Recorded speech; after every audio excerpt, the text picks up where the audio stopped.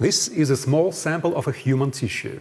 Medical researchers use such samples to study complex diseases, such as cancer. The more samples they can access, the higher the chances of better understanding the disease and finding new treatments. Here in Austria and across Europe, scientists are now building a new research infrastructure that provides access to tens of millions of human biological samples.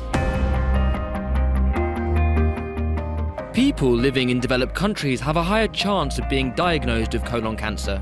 Every year there are over 1 million new cases of a disease which is often difficult to treat. But now biobanks across Europe are collecting carcinoma samples in a European research project called ADOPT. We have here more than 60,000 samples of colon cancer, which is a huge number.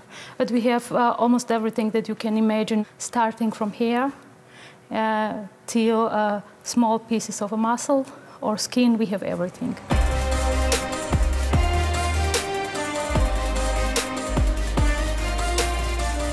We have also living samples here. So cryopreserved tissue, which is stored in liquid nitrogen in very deep minus temperatures. This tissue is still living, and there are some specific research questions that you can only answer having a living piece of tissue. Surgery patients donate infected tissue cells for research. The samples are then fixed in formalin, processed into thin slices, and registered in the database. Researchers can get the necessary data and samples through a joint infrastructure, the BBMRI, that provides access to roughly 200 million samples in European biobanks.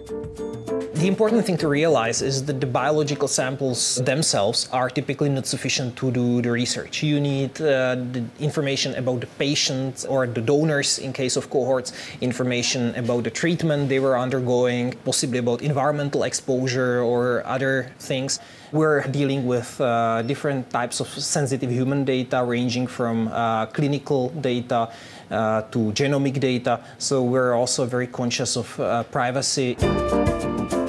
This automatic device scans thousands of glass slides every day.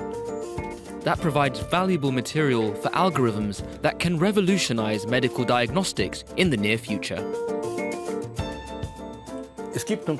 There are now completely new ways to examine biological materials.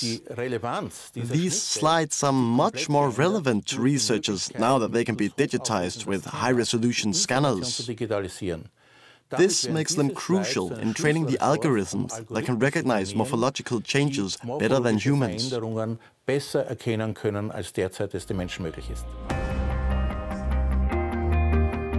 Biobanks can pave the way to a faster diagnosis of colon cancer and other diseases, but also to a more personalized therapy for individual patients.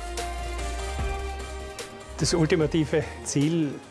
ultimate goal is to develop new algorithms with a very high accuracy rate, capable of producing a better diagnosis than conventional methods. And this is exactly where we want to go, finding the optimal treatment for patients as fast as possible. Möglichst schnell eine optimale Therapie zukommen zu lassen.